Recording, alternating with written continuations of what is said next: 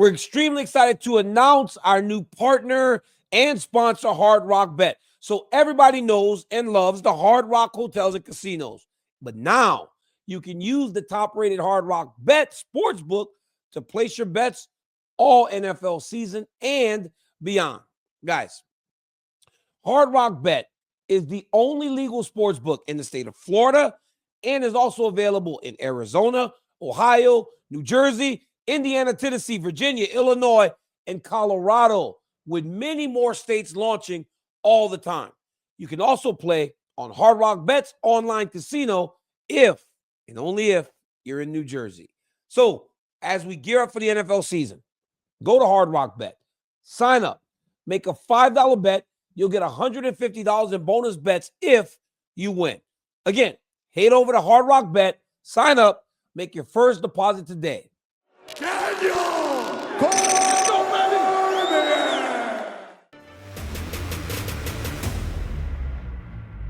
What's up, guys? Welcome to a brand new episode of the Daniel Cormier Show, brought to you by Total Wireless, the official wireless provider of UFC. They're in your corner with unlimited 5G data that will not slow you down. Hey, today I'm joined by a special guest. I believe that this man is one of the most impressive and resilient champions that our sport has ever seen. He is the former middleweight champion, Chris Weidman. This is a kid from Baldwin, Long Island.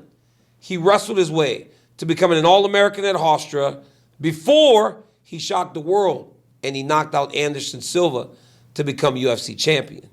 Chris Weidman's story is one where it showed he had to battle through career-threatening injuries. He was able to come back and fight when no one thought he could. This dude's built a life defined by grit, his family, his faith, and he's proud of all of that, and I'm proud to call him one of my friends. So welcome in my man, Chris Weidman. My man. What's up, Weidman? How you doing, brother? That was good. You like that? Yeah. Yeah, huh? I mean, am I allowed to say there was a teleprompter? But you actually went off. You went off of the teleprompter a bunch of times. That's talent. That's Most how of the I know. time. That's or skill. You're the man, Tell 'em Chris. Skill. Yeah. Impressed. Hey, I talked a little bit about growing up in Long Island. What was that like, right? Because so many people, we all have different upbringings, obviously.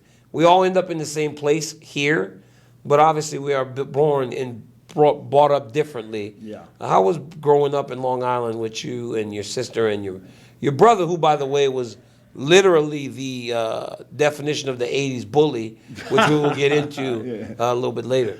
Yeah. Man, I had a great upbringing. I had great parents, super supportive, loving. They were at everything of mine, every sporting event, they were showing up. Grew up in like a diverse town. It was like in the area, people thought it was like pretty tough. I didn't think it was anything crazy. There's way worse, but I grew up. Oh snap! Can they hear anything? Yeah. All right, yeah. I grew up, fighting a lot. Like you mentioned, my brother was big, strong. 3 years older, athletic. He was pretty much better than me at everything. He was smart too, but he would also put it on me. He could be mean. Why? He was scary. Why do you think so? Man, he was just a different character. Like as a friend, he was a great friend, very loyal, and he'd have your back to the death. He'd do anything for you. But for me, when it came down to like me getting beat up by other people, he would have my back. Like there's one story that comes to mind. It's funny we're talking about this now, but there was a bunch of these Crips. You got the Crips and the Bloods. Yeah, well, yeah. where we're from, there was really only Crips. There was a couple other towns that had Bloods. And who knows what they really were. But at the end of the day, they couldn't consider themselves Crips, and they were messing with me. And I was basically like, I bet, you guys could beat me up, but why don't you come down to my house? My brother would beat you guys' asses. Yeah. And so because they're older, so I brought them to my house, and I'm like, I get inside, I'm like, Charlie, these kids are outside, they're trying to beat me up.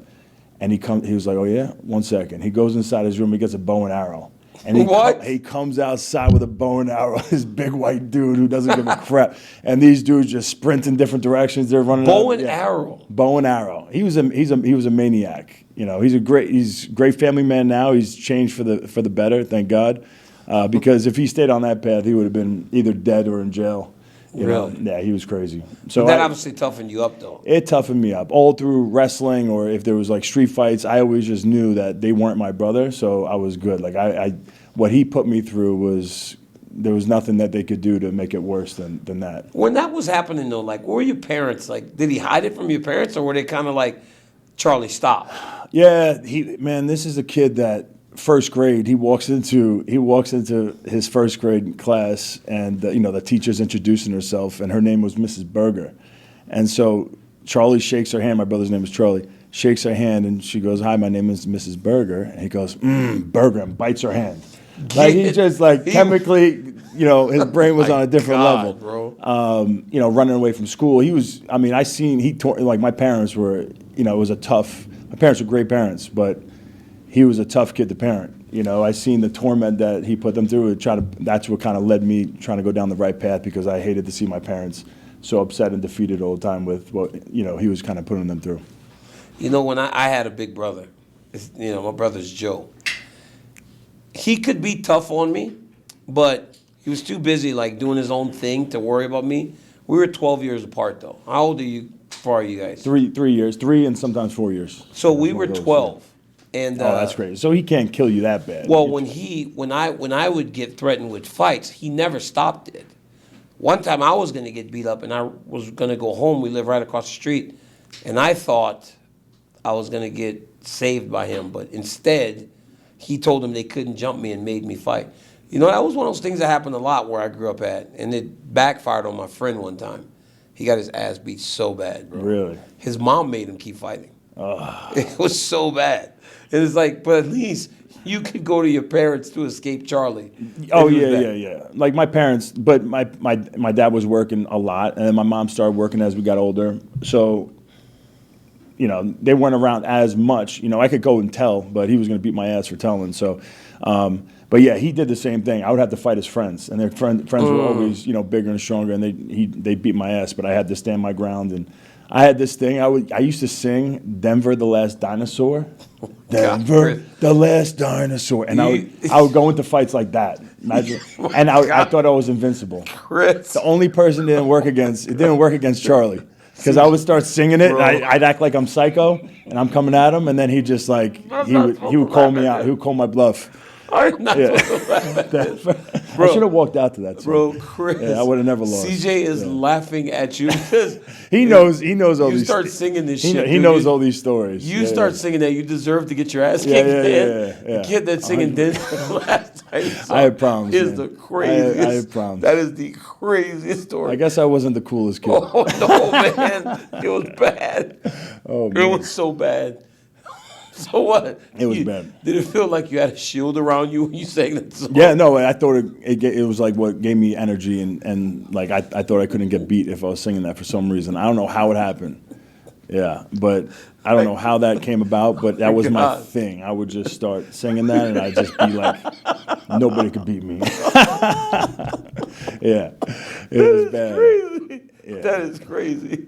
Bro, I hope my son never sings that. If my son ever was getting in a fight and he starts singing, I'd slap the shit out of him. I was younger, though. I was younger than even our kids. Okay. I was probably like, I feel like I was doing this probably anywhere from 7 to 11. What made you stop? I don't know. Well, I started getting into sports and stuff. You know, I started getting into wrestling and stuff like that, and I wasn't just fighting all the time like that anymore. So. Yeah. So, Chris, you had a good wrestling career, right? I like how you say good. No, stop. Yeah. Most people, right, when they do that, when they have success in sports, a lot of times the parent is pretty present and there. Like you said, your dad and mom were always there. Yeah. Was your dad hard on you at all, or was he kind of like laid back and didn't really... 0% hard on me. Come on, Chris. Literally never mentioned, hey, you should get up and do a run. You should go to this practice. He was working hard. He was just very supportive. He's the way I want to be as a dad, to be honest. That's what I feel. It worked for me. He was just super supportive. Never acted like he knew anything about wrestling. Wasn't putting his input. Same thing with my brother with football. He ended up playing in college, and same thing with me with all my sports. But when I got really obsessed with wrestling, I mean, it was all on me. If I wanted to get the extra practice in, if I wanted to go find the best guys around, it was me, find them rides and whatever I have to do. Really? Yeah. Zero 0% did he ever push me at all. So my dad, he wasn't the hardest, but he always made sure I went to practice, and he would always kind of like make sure I was doing the right thing.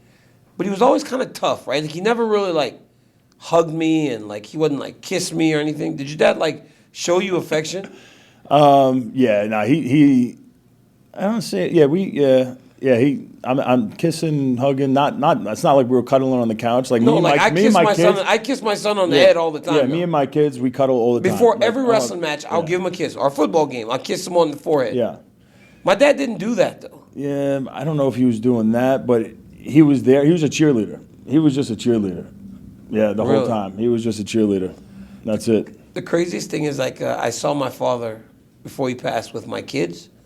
I could not believe how freely the "I love yous" just kind of flowed. How he was saying "I love you." So it was so free for him to say that to the kids. So my dad when has I always never been, really, yeah, I could relate to that with my father-in-law, my wife's Marivi's dad. He was a Vietnam vet. He was a very hard dude. He was very tough on her and her brother and his kids. But when we started having kids with the grandkids, oh my God, he was like a baby. The nicest guy. Just so nice to them. I had no idea. I was like, I had no idea. Almost like they could almost talk back a little bit, and they're not getting killed. Like they wouldn't even think about talking back. Yeah, and not in today's world. You can't get the kids like you used to. No, that's true. Yeah, you can't do that like. I make sure my kids don't talk back. They think everything's a joke with me. Well, because you're I always play smiling. around. I'm always messing around, and they can get me to smile too. I could be pissed, and they'll just do things to just get me to smile, and then they think it's a joke. I'm like, I'm serious. Yeah. But then I start smiling, and they think it's funny. Because you're happy. Yeah. But I'm just trying to be a dad and tell them what's up. Yeah, life is happy for you. But Chris, when you were a kid, and you were going through all that, you broke your collarbone riding a dirt bike. So I broke my collarbone too. We got a lot of stories that are very similar. Funny. I was playing football with the older kids, and I got clotheslined. How old were you? Do you remember? I think I was like 9. And the guy... I was about the same, man. The guy kind of like clotheslined me, and I went halfway back and broke my collarbone. It was one of the most painful things I've ever experienced. Same here. But I got up out of that park. I walked home, and that was tough. But when I got to my mom, I started crying like a baby. My arm was broken. I couldn't move it. They put me in a sling, got me healthy, and I got back together. But you got punched in the shoulder. My poor brother. I just want to say that I don't hold any grudges on my brother the way I was treated as a kid, because it made me who I am, and literally there's no bad blood at all. But the stories are the stories, the facts are the facts. So yeah, I wasn't on a dirt bike. I was on like a regular, like a BMX bike, and we built these jumps where there was this double. And my brother and all of his friends, the older kids, they built it, and I was going to be the first guy to try it. Why? Like, to see if it works, to see if it's the right distance. I was a test dummy. And of course, my dumb ass was like, okay, I'm doing it. So I do it. I'm trying to do a backflip. I'm trying to do a backflip over it. Well, because you're trying to prove yourself to them. You want to be those guys. Yeah. So I land on my shoulder. I break my collarbone completely in half. And I'm like down. I'm like, oh my God, my shoulder, whatever. They come over, they line up. You would be crying if your shoulder is broken, blah, blah, blah. They start punching me in my arm one at a time, and I am like numb. And I have to leave by myself. I know something's wrong. So I had to walk my bike all the way home, and I laid on my couch for probably about 5 hours until my mom got home. And I'll never forget the drive to the emergency room, every vibration, everything, because the collarbone was the collarbone just keeps moving. Bro, that was awful. So you're a 9-year-old kid in the back of the car. Where the hell's Charlie at this point? I don't know. I think he got in trouble. I mean, it wasn't like he was doing this and not getting in trouble. He was getting in trouble, but I don't know if it was going to change him. I honestly can't stand Charlie. Yeah, no, even today, he's fine. But like this dude was. I think you met him. You met him at a tournament. I met your brother. You met my brother. There's a guy from upstate. Man, I'm going to forget his name. It's terrible. There's a guy who does. He coaches Empire, I think. KD? Is it KD? No. What the hell's his last name? So he wrestled at Iowa with Tom Ryan. He's a club upstate New York called Empire. My nephew goes there, and so they were at. One of the tournaments in Vegas. I know exactly. And they brought you. My dad was with him. Your dad was with him. He was at the U.S. Open. I met your nephew. With the U20s. Yep, U20s, and that was his coach. Yes. And your brother. Yeah, my brother was there. Yeah. I can view his face now because you guys look the exact same. Yeah. So But all that led to you starting wrestling, right? Yeah. You start wrestling. You said you get obsessed with it. You have a really good high school career, right? Win the states twice, win the counties twice. One time.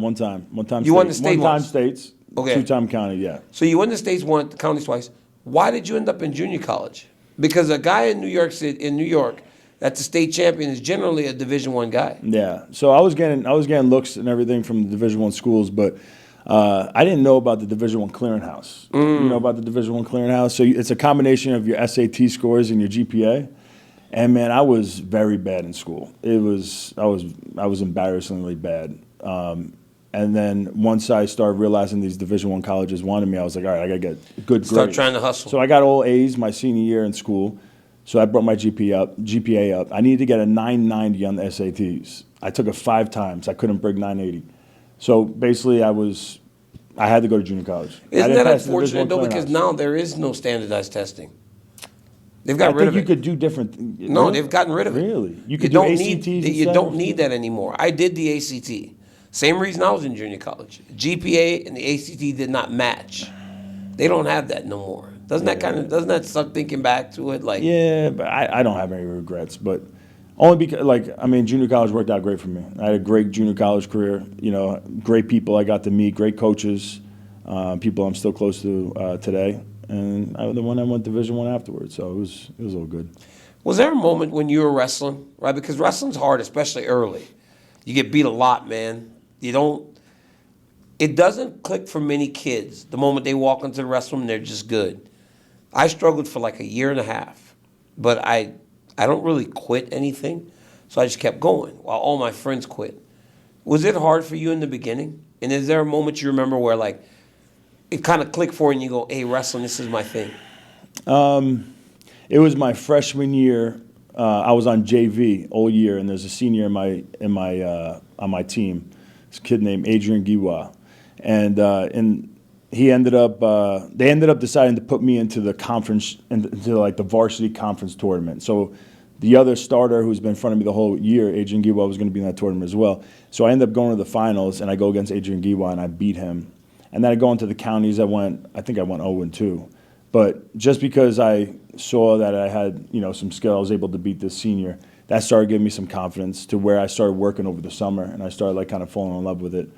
And then that was the first push where I was like, all right, I got to really start working on this. I think I might, have the chance to be good at this, and it's fun. And then I did Fargo going into it was my freshman year going to my sophomore year. Yeah, so that summer I did Fargo, and I ended up becoming a 2-time All-American. I All-Americaned in Greco and freestyle. And so right away that gave me confidence, like, wow, these are... When did you start wrestling?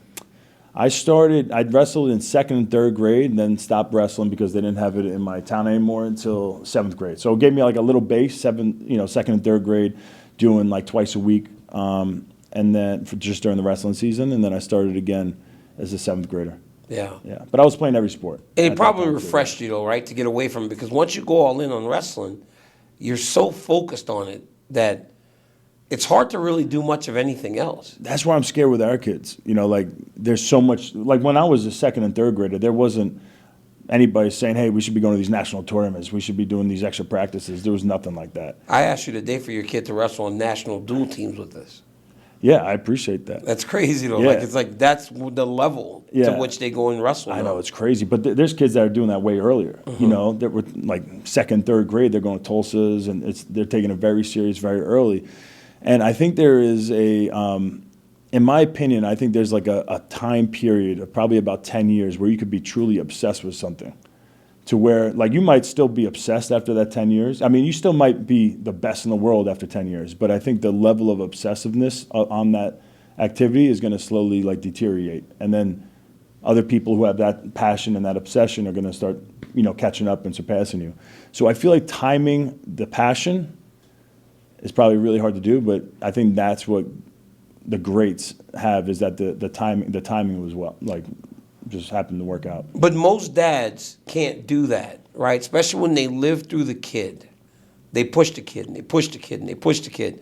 And the kid becomes the best in the world. But by the time they're 15, 16, 17 years old, they're thinking, I don't really want to do this anymore. Then the dad's heartbroken. But then how do you find the balance, right? Like, how do we find the balance as dads who live the life that we lived, knowing that our kids have certain amount of you to live up to, and also a desire to not only do well, but do also because I am Chris Weidman's son, right? And my name is Chris Weidman, right? When I go out on the wrestling mat, I need to be able to do that. How do you do that? How do you find that balance with your boys while not being overbearing, because there's already a built-in pressure? Man, I really hope they just, I really don't push them. I try not to push them, but you also want to encourage them. If they have a true passion for it, I'm going to be super supportive. But you can't instill a passion to somebody. That just kind of has to happen on its own. So I think when you're trying to push that passion into somebody, it's just a battle that's going to be lost. You know, you're going to end up losing your relationship with your son. You're going to, your son's going to end up falling out of love with the sport. And it usually goes backwards. But that being said, like, I've also seen the other way. I've seen parents push their kids like maniacs. Yep. And it work out. And it work out where the kid's amazing. I don't know about the relationship with the parent. Maybe it's good, maybe it's not. But it doesn't. That's where they suffer. That's where those relationships suffer. I'm going with the percentage of what I've seen in my life. I think it's better not to. Your kid has to decide if he wants it or not. And if he really wants it, then you're there for him. And you're going to give him whatever he needs to get there. So John Smith, the greatest American wrestler of all time, never coached his kid until he got older, 13, 14, 15. Kid ended up being a 3-time All-American, and that's enough. But it's like, can you be your father when you are who you are? Because, sure, your dad was very supportive. He was a bit of a cheerleader. But he also didn't know what you know, and he can't give what you can give.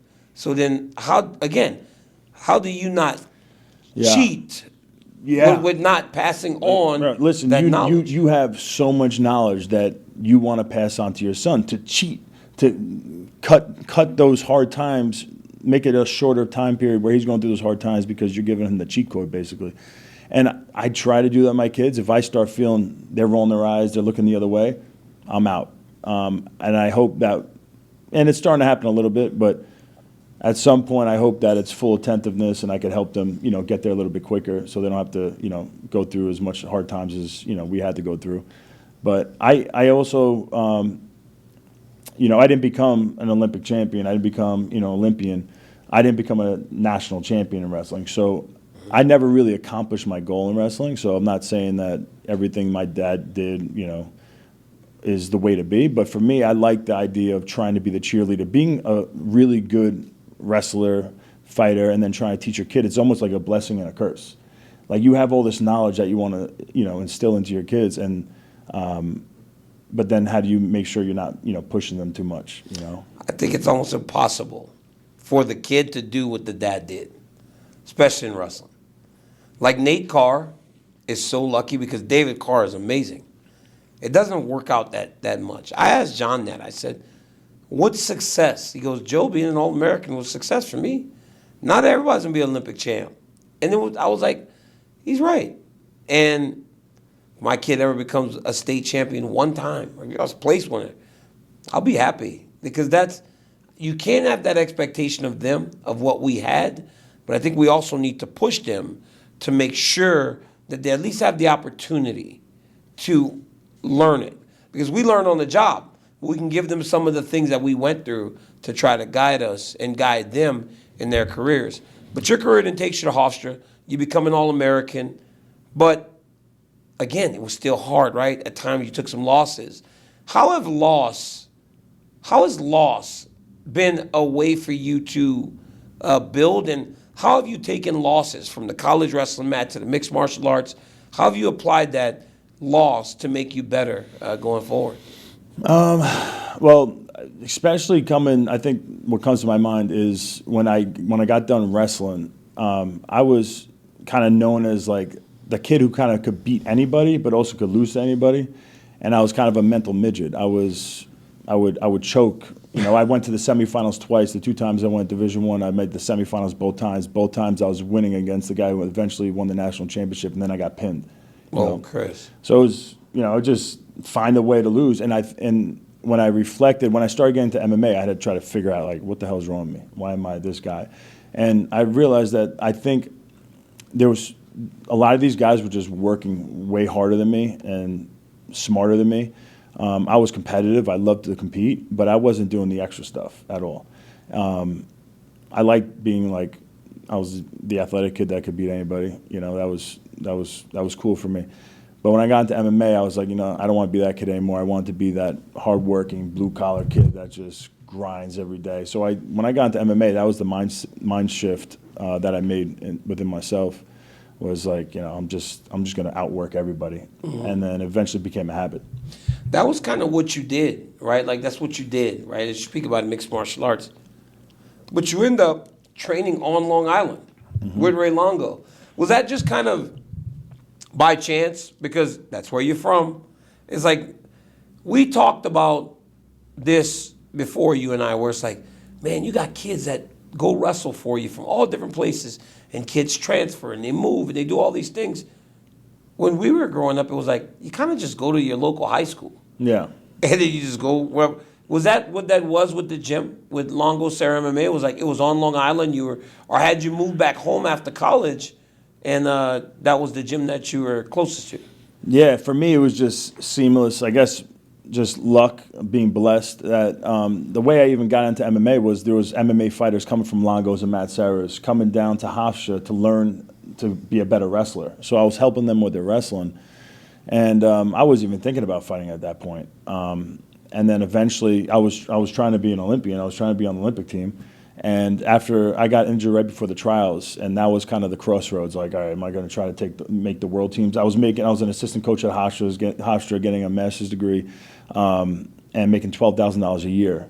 And so I'm like, man, it's a tough way to live, It's a grind. And I was living in my parents' basement. We were just having our first kid. My wife is out. She just got her CPA license. She's working at Price Waterhouse Cooper, and I'm kind of the loser, just making $12,000 a year. So I saw all these fighters making money. I knew wrestlers were doing really good with it. I had a lot of people around me that knew where I came from and the way I grew up. They knew my brother. They're like, you would be amazing at this. You should be doing this. And I'm like, maybe you're right. And when I first walked into Matt Serra's gym, that was when I made that switch in the mind. Like, all right, I'm just gonna try to outwork everybody. And I did 3 months of jiu-jitsu straight up. I paid whatever it was, like $200 a month, and I paid for a gi, $169.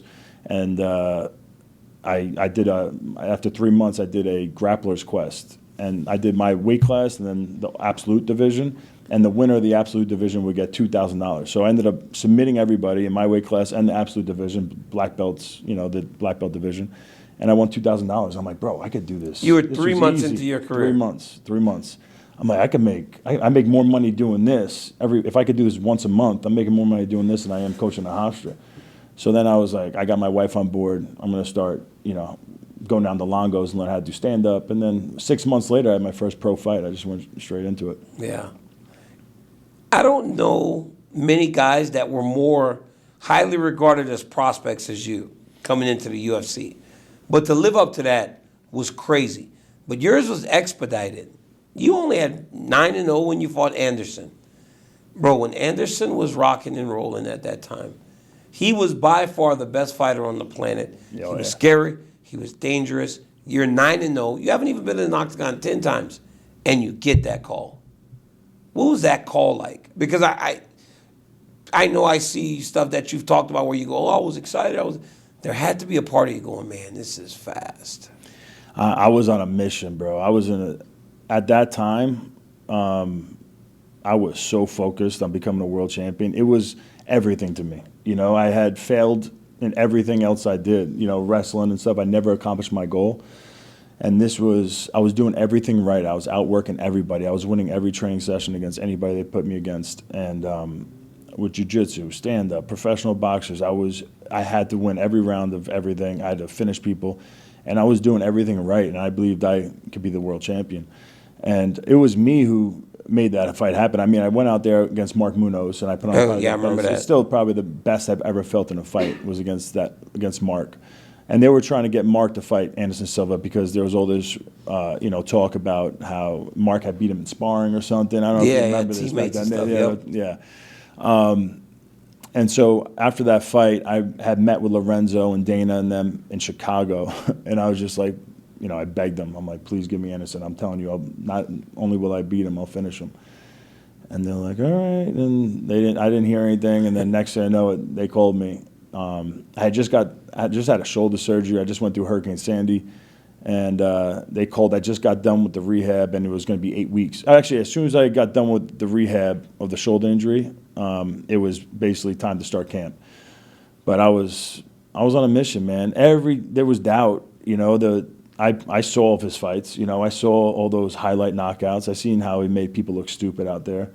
And there would be moments where those doubts would come to my mind, and the possibility of being embarrassed and and not accomplishing my goal. But man, I was anxious all the time because I was constantly thinking about it and constantly running those thoughts out of my mind. I was fighting those thoughts every second of the day. Yeah. Do you think that those losses, right, not being able to ultimately accomplish what you accomplished, prepared you for those big moments? You carried a chip on your shoulder knowing man, I want to prove everybody wrong. I was the kid that blew it, right? I was the choker. Yeah. Now I have an opportunity on the biggest stage of my life to not only not choke, but I can shock the world. Yeah. Because you were supposed to get beaten. You were supposed to get beat bad. Yeah. I was in the arena that night, and people were holding up Brazilian flags. It was the 4th of July weekend. Yeah, they handed Brazilian flags out and American flags out. There was more Brazilian flags in the arena than American flags. On the 4th of July. Mm-hmm. And you're young at the time. Young in your career and young in age. I just went back, and we just saw that fight with my son the other day with CJ. We were sitting on the couch. We pulled it up. I couldn't believe how young I looked. You were a baby, dude. I was a baby. It's you were a crazy. baby. Yeah.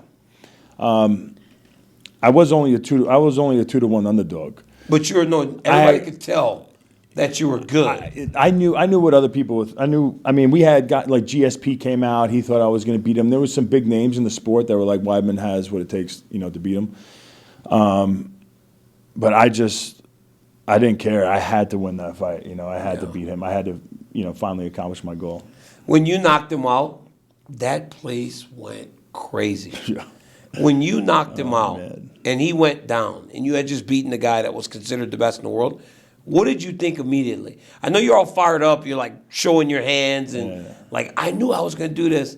But bro, when he went down, because he was talking and he was talking, and you just kept plugging away. Like you never let anything get to you in that moment. Did you ever get a thought in there go, fuck this dude, man, I want to take his head off. Yeah. Like while you're fighting. So we had all these professional boxers and kickboxers come in, and we'd have them taunt me and put their hands down and mess with me.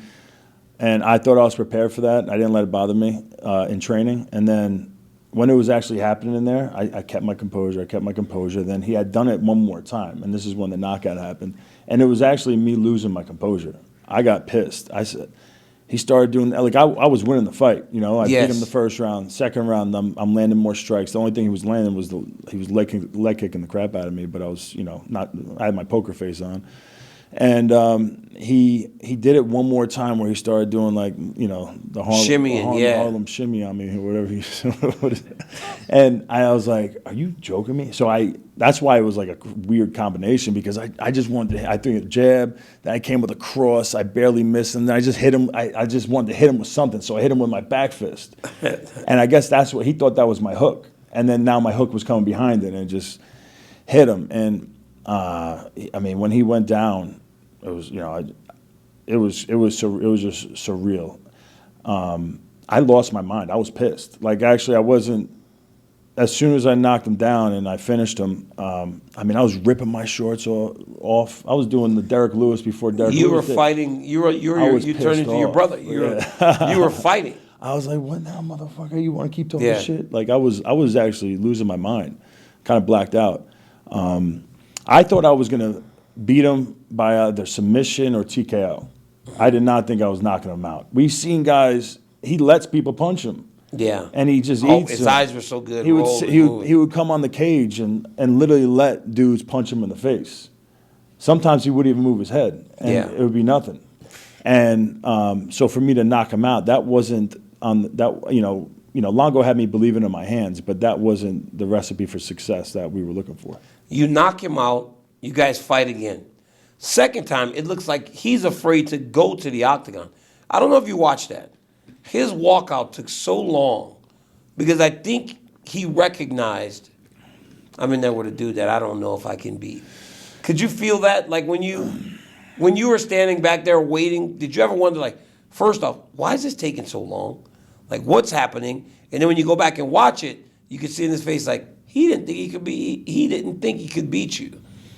He had a different approach to that fight.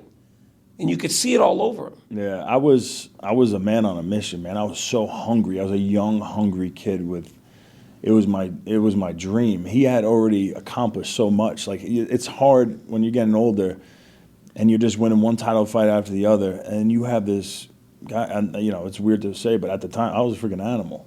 I was truly an animal. I was in there to completely dominate him. It meant everything in the world to me. That's a tough octagon to walk into, Mm-hmm. And that second fight, obviously the leg break was awful. Did it sound loud when you were in there? Honestly, I did not know. I get a lot of backlash online, but people, I guess, don't watch the full tape. As soon as he goes down, I think he's hurt. I think I mentally and physically broke him at that point in my mind, because if you watch the first round in that fight, I drop him, I hit him in the temple, he drops. So now I drop him again on the feet. Hard ground and pound the whole first round. Second round, I check his first leg kick I ever checked, and it was so much easier to fight him the second time because he had his hands up the whole time. It was like a traditional kickboxer. Yep. When his hands were down, it was way more difficult to deal with. You're dealing with your emotion. You're getting like he's embarrassing you. But he had so much backlash when he got knocked out with his hands down that he came to that second fight doing everything right. And it was just easier to see everything coming. And so before that leg broke, I checked his first leg kick. He was so good at setting those leg kicks up so well that you wouldn't see him. And I was able to see one. I checked it. That's not the time he broke his leg. We move around a little bit more. Now he throws the leg kick without any setting up. He doesn't set it up at all. And, I check it. And I just thought he was mentally and physically broken. I thought it probably hurt his shin. So I start running around the octagon. I win. And then I heard a scream, from Anderson, and I'm like, why is he screaming like that? And I came over, and then I seen his leg all messed up, and I mean, it was very hard for me to be happy. Really? You could watch me in that post fight. After my little run around, my coach is coming in super happy. I'm like trying to force a smile a little bit, but it was devastating. It was terrible. Yeah. Yeah. You go on this. Yeah, and then obviously what happens later, but yeah. It really gave me a good insight on what he was dealing with. It was just awful. You go on this run of Brazilian champions that you're beating, Lyoto, Vitor, and then we get to the fight with Luke Rockhold, right? It was very easy. Favorite. It was very easy to see that you two were on a collision course to fight each other. The fight was going very well early, and then he starts to work his way back into the fight. And then you do that spinning kick. Do you think about that? Like, do you think about, like, what if I did not do that in that moment? And what prompted you to do that in that moment when you're fatigued and you can't really do it at the rate or the speed that you normally would? It's not excuses. It's just I was on my way to lose. I was on my way to losing at some point, whether it was Luke or someone else, very soon. In your career, even before, why? Even Vitor fight. Like because I started. Well, the injury started really turning up on me. I started having. I was on my way to get into 30 surgeries. Where I'm at now, but wow. They just started piling up. My knees were jacked up. I'm going to be the hardest working guy in the room started to really become a negative. Yes, so I had to start changing things. Now I'm made money, right? I'm going out to expensive dinners. I hadn't had a ribeye until I was probably 27 years old. I never went to an expensive restaurant in my life.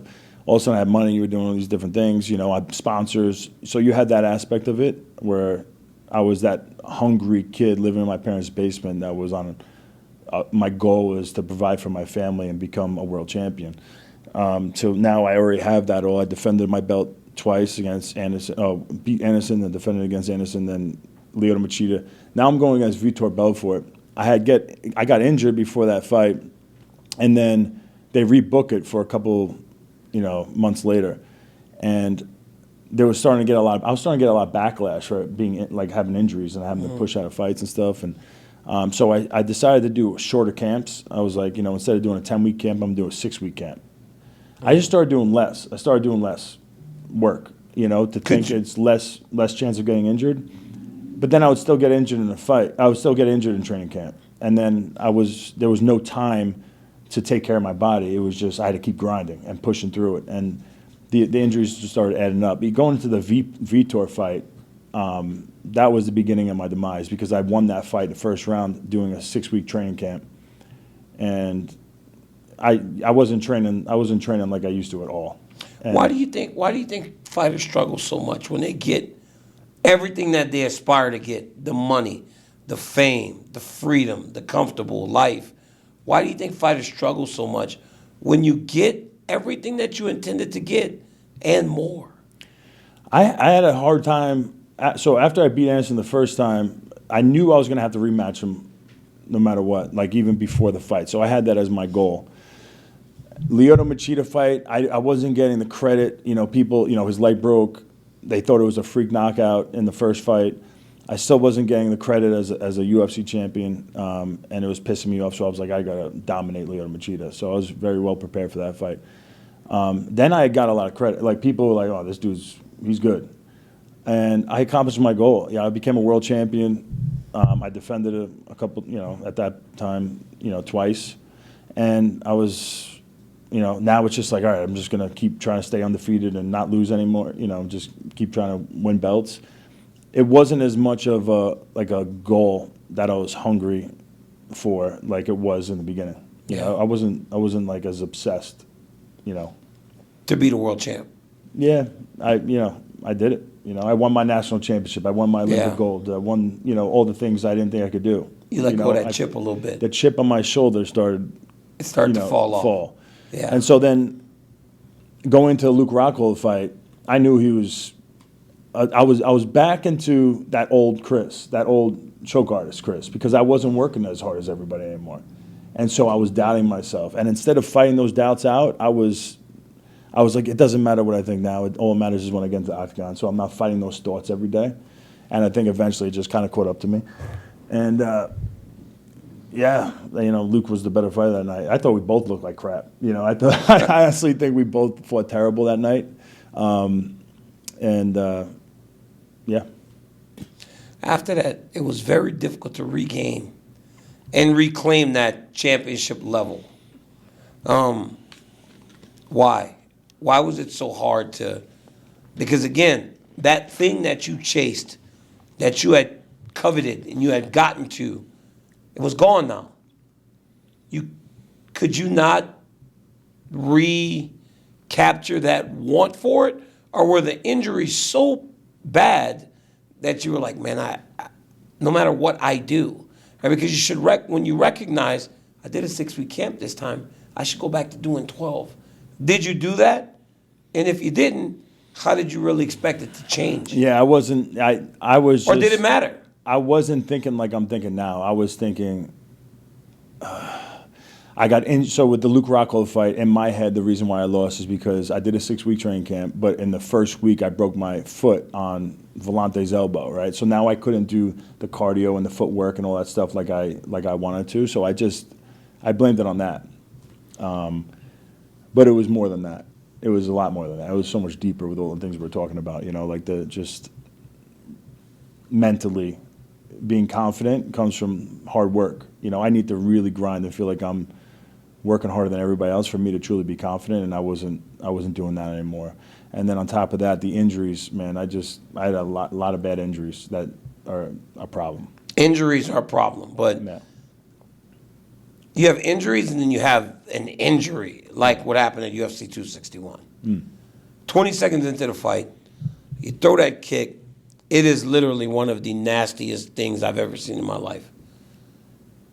Take me to that moment when you're in the octagon and that happens, and how quickly you realize, like, this is really bad. Seriously, because I've watched your documentary, right? And I've heard you talk about it a little bit and kind of go through the process, the recovery. But in that moment, are you thinking, oh, my God, this is what happened to Anderson? First thing, that's literally what went through my mind. So Really?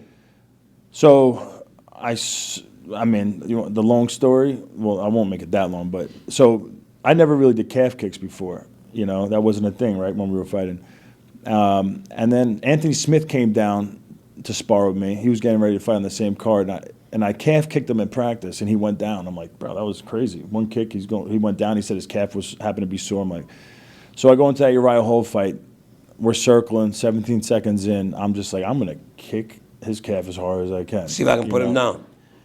Yeah, and I kicked as hard as I could. I remember the sound, and the sound to me was like, holy shit, that was a hard kick. Like, there's no way he's not feeling that right now. And as I put my leg back, I'm looking at him in the eyes. I'm like, I know you got a poker face on right now. I know that hurt. And then next thing I know, I don't remember really falling, but I've seen the videos.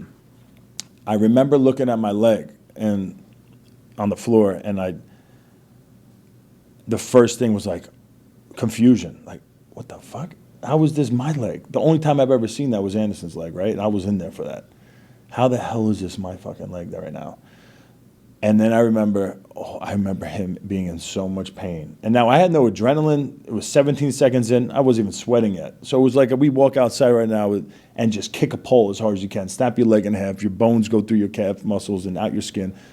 Like, it was the worst pain I can't explain how terrible it was. And I was just, please give me pain medication. Please, screaming and yelling. I was a little biatch, and it was completely awful.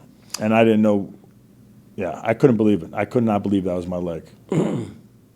I still can't believe it. How weird, how crazy is it? I couldn't look. It's unbelievable. I literally could not look at it. If you watched the broadcast, I saw it happen. Bro. Then I was asking Joe and John, I was like, is it bad?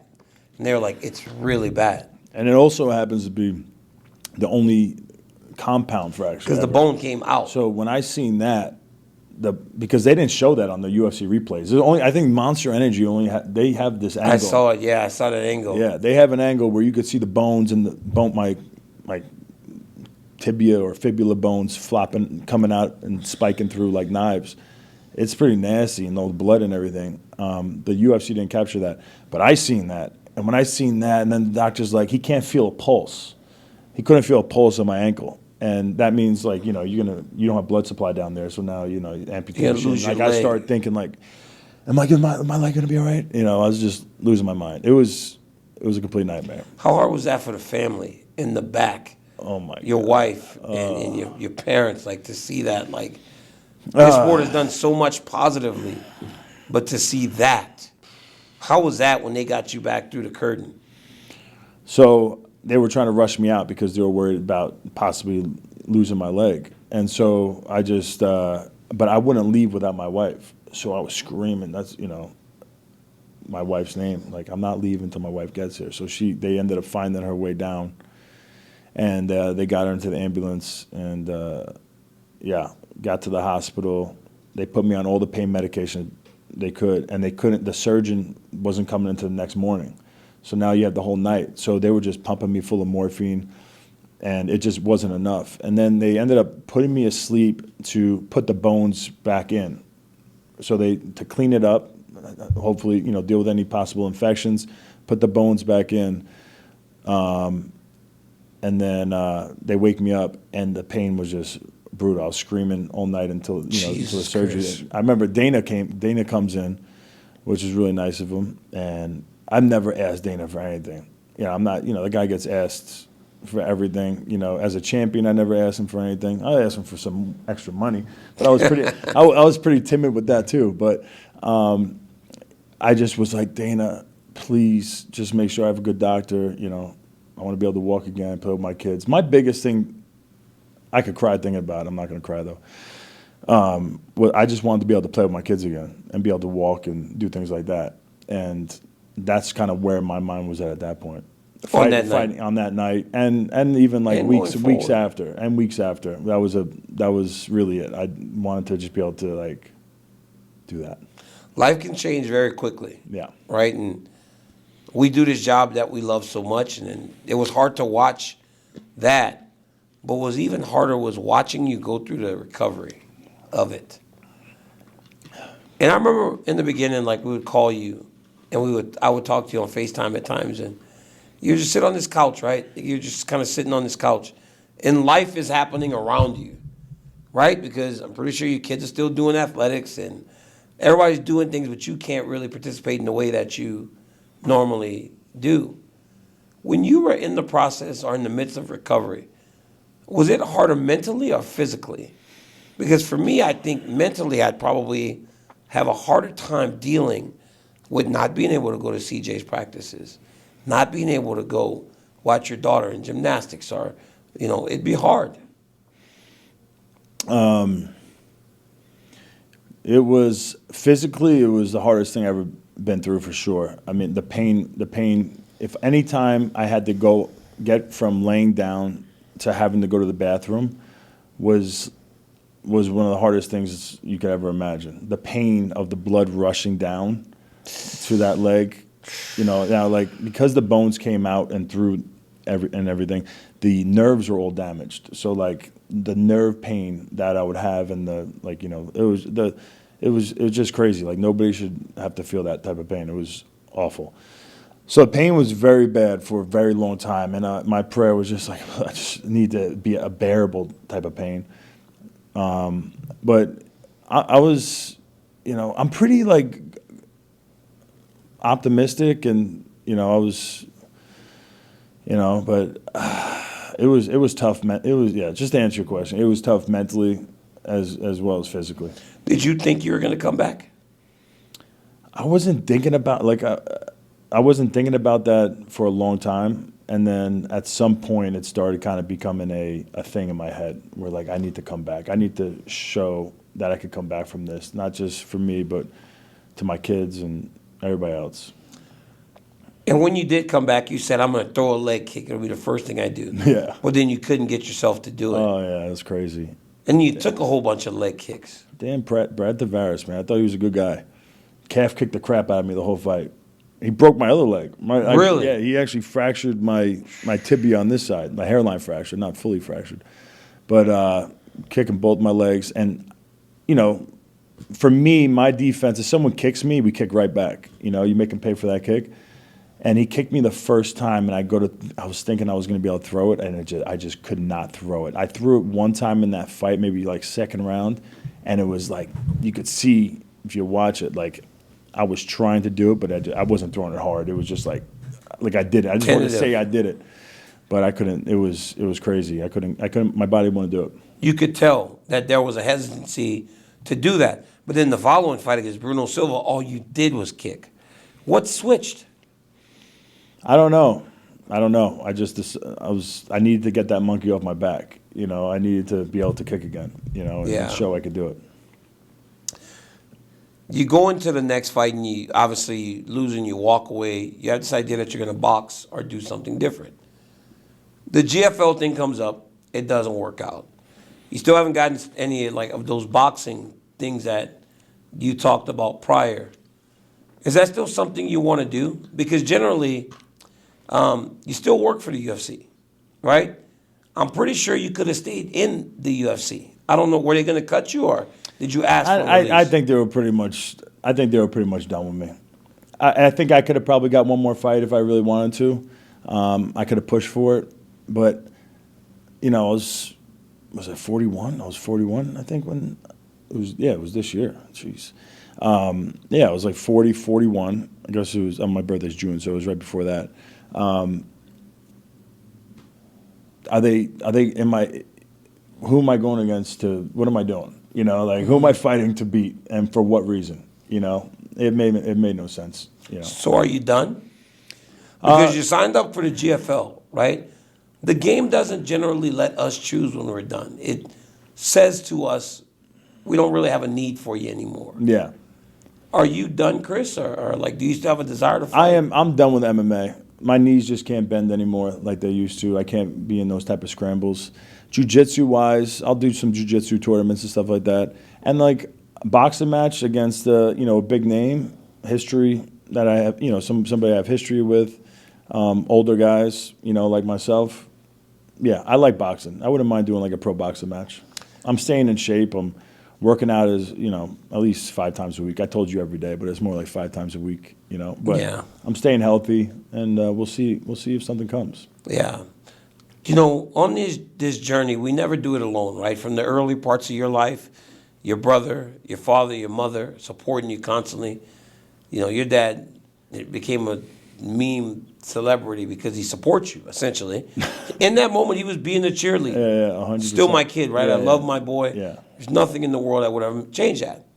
But your family, right? Your wife, Marie, son, CJ, Colton, who's a little different, right? That he's out of his mind. Yeah, that one's a little tougher. Yeah. And Cassidy, your daughter, they've been a huge part of your journey. What have they meant to you, and how important is it to have that support system from? I mean, he's walked into the octagon and everything.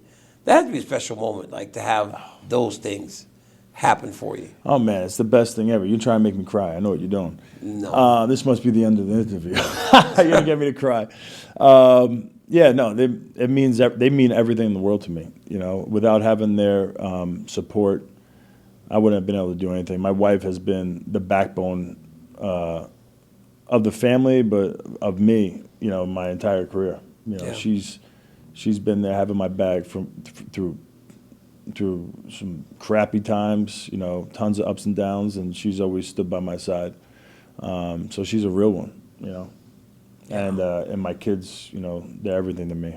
I have a new kid now. I adopted this I was going to talk baby about girl, Savannah. She's the most amazing thing ever. I love her to death. She's been such a blessing. So my family's everything to me. For me, my legacy is my family. Yeah. What I could pass down to them. When I think of fighting legacy, at the end of the day, all that disappears. It does. Whether it's 10 years, 20 years. I could see I haven't fought since I was a champion, being relevant. It slowly goes away. And at the end of the day, that can't be your main motivation because it is going to go away at some point. And even after we're gone, how long are people going to know you? It's probably not as long as anybody, wants to think about. How many presidents do you know? Yeah, no, you're right. Yeah, it's just. It's And they're the just a most fact. important people in the country. Yeah, exactly. So I feel like it's more about the impression and the role model you could be for the people around you, your family, and how they go through life and pass that on, moving forward for themselves as well. Has your family taught you about being more resilient, and have they taught you more about fighting just in life in general? Because now you're fighting with a team. It's still a team, right? But there's, as much as you might love Ray Longo and those guys, right? It's a different love when you fight for that team.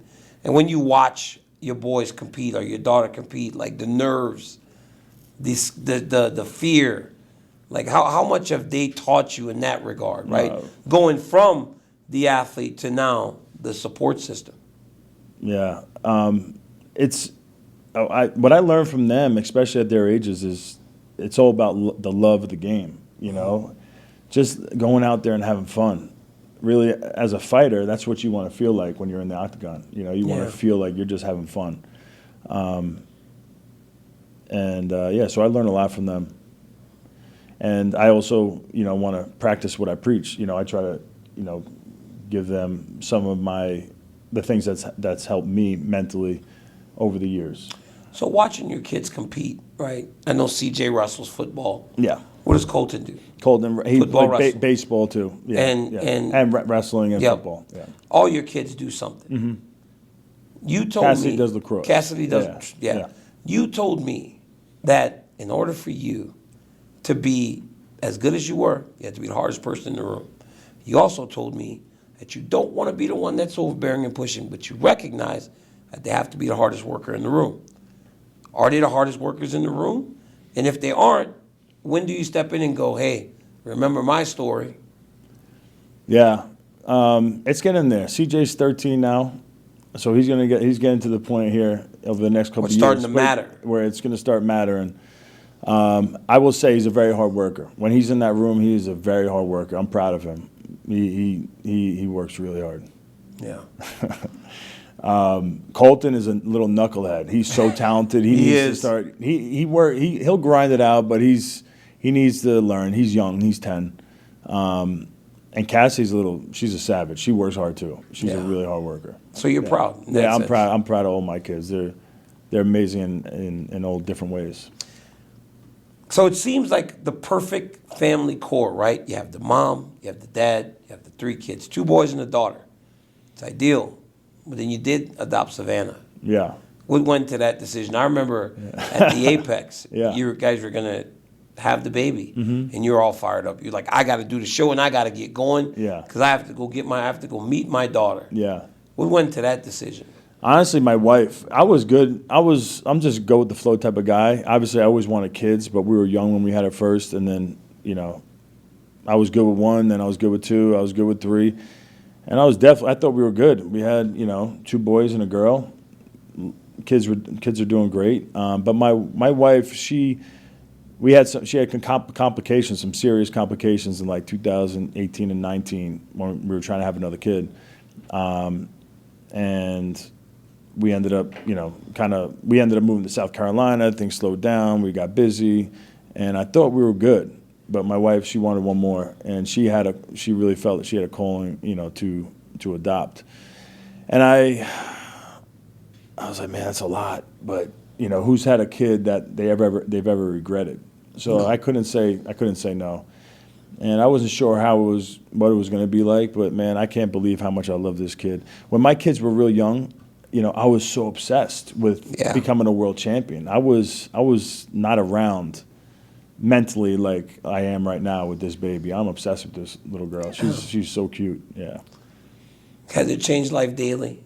Every day? Has it just made your life better every single day? She when I come home and she immediately she's smiling at me. She's got the best smile. She brightens up my day every moment of the day. And you're gonna get through to about 5 or 6 years old where they just idolize you. Oh, it's the best. It's the best time, and then they grow like the rest of these guys. Where like, I'm gonna go lay in my room and and they're on their phone. Yeah, it's crazy, man. It's very crazy. As a dad. It goes so fast. It goes so. I got to redo. It goes so fast. Yeah. Chris, I always try to ask people this question when they're done sitting with me. I know you say that your children are your legacy, but to your daughter, your new baby, your 3 children that are older, what do you want them to remember about you, right? From the adversity, from the ups, the downs, the hardships, from seeing their dad stuck on a couch, like, what do you want them to take and apply into their lives? And how do you want the general fan that watched Chris Weidman in his heyday become the world champion to remember about you? For my kids, I mean, there's a lot of things that you want to pass on to your kids, but with this, I would say, adversity is coming for you all, and just don't give up. Stay positive and push through, because that's why injuries are like almost a blessing in disguise, because it's just draws parallels to everybody's life. Everybody has adversities that they have to go through constantly, and when life is going good, at some point something's going to happen where you get a curveball and some adversity hits, and you got to take it as like a learning experience. And find like the silver linings in all the tough times. You like living in South Carolina, Chris? I like it, man. It's really nice. It's very chill. People are very nice. No honking. Food's not bad, and it's a great place to raise a family. My family's living a great life. Yeah, and from all that, right? Hofstra, high school wrestling, knocking out Anderson Silva, becoming the world champion. Coming back from that adversity, when you look back, what's the thing that you're most proud of? Is it your shining moment, you winning that NCAA title, that championship by knocking out Anderson? Or is it you getting up off the couch and showing that even in your darkest moment, you were able to overcome and put yourself back in the position that you are today? I